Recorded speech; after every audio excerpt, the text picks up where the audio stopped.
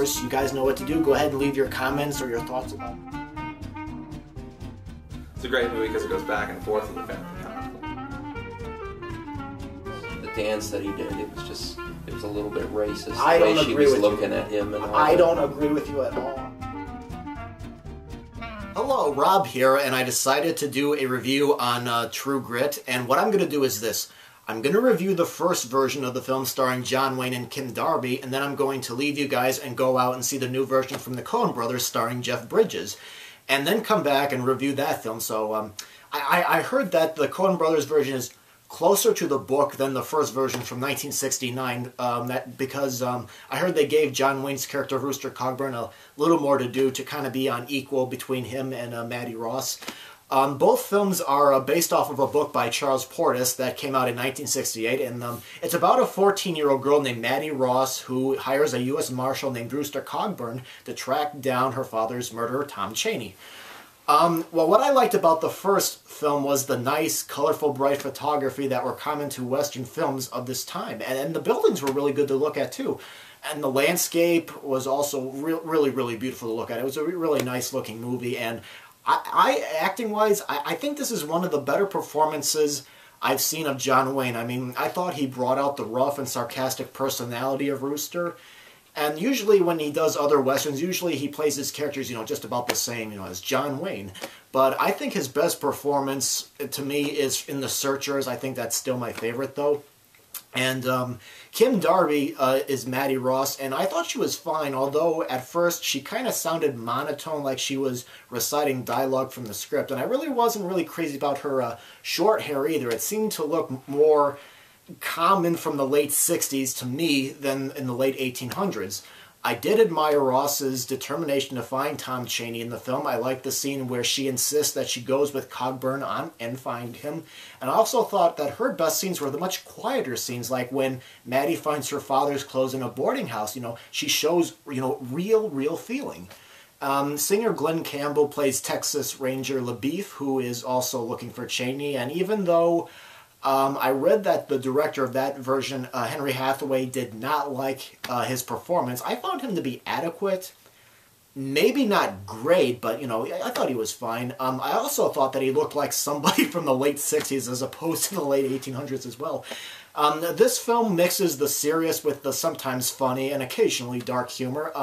The standout moments for me were the dialogue of the film, like when they argue over terms of catching Tom Chaney, and I enjoyed the friendly rivalry between Wayne and Campbell. I enjoyed the film more when the characters embarked on their journey. I felt Darby kind of loosened up as Maddie Ross at this point, and I felt like I was taking a journey with them. The last half hour, to me, featured an exciting showdown. That was another standout. And another great performance from this version of True Grit was Dennis Hopper as an informer. I enjoyed this movie, and I thought it was funny and exciting. Okay, now, people, here's what's going to happen. I'm now going to leave you guys. I'm going to go see the 2010 version of True Grit, and I will be right with you. So I'm going to turn the camera off, and I'll see you later. Hey, everybody. I just got back from seeing the newer version of True Grit starring Jeff Bridges as Rooster Cogburn. I got my ticket stub right here.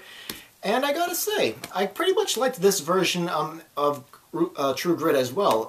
It was very interesting to kind of compare these two films. They're telling the same story and how different it was. Like, for example, in this version of the film, there's a voiceover from an adult Maddie Ross explaining the backstory of Tom Chaney killing her father. I kind of preferred what they did in the 1969 film, where they showed you Tom Chaney going with Maddie's father and killing him.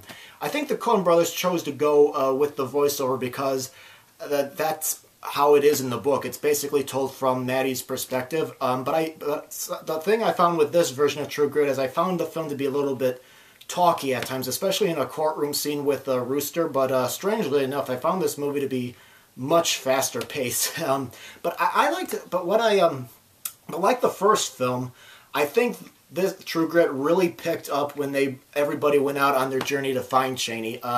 Also, the film focuses on Maddie more than Rooster, and Maddie is played by Haliee Steinfield.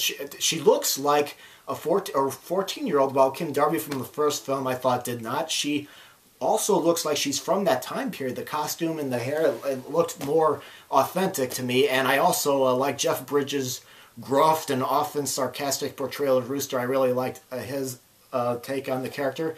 This version is definitely darker than the first film, which I thought was more of a brighter and uplifting movie in comparison. First, the photography here is much darker and grittier, and the humor is also pretty dark, but occasionally there are some light, funny moments, like when Cogburn and LaBeef, played by Matt Damon, are shooting cornbread in a field to see who's more manly enough. I really like that scene. I also liked how, in this film, LaBeef and Rooster seem to be more rivals, even though they're kind of working together. There's more of a rivalry here than in the first version of the film.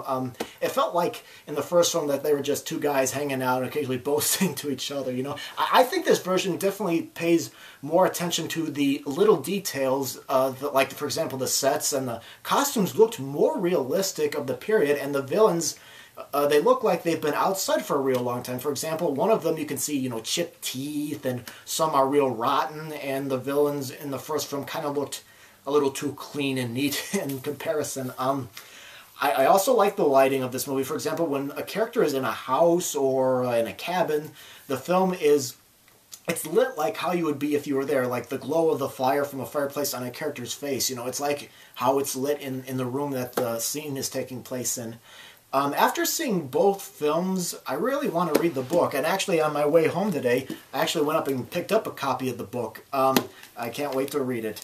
And in addition to that, I recommend checking out both versions of these films. I like them both very much. They're both very different. And if you have not seen the 2010 version of True Grit from the Coen Brothers, I definitely give this one a see it in theaters verdict. And I also recommend checking out the original version as well on DVD.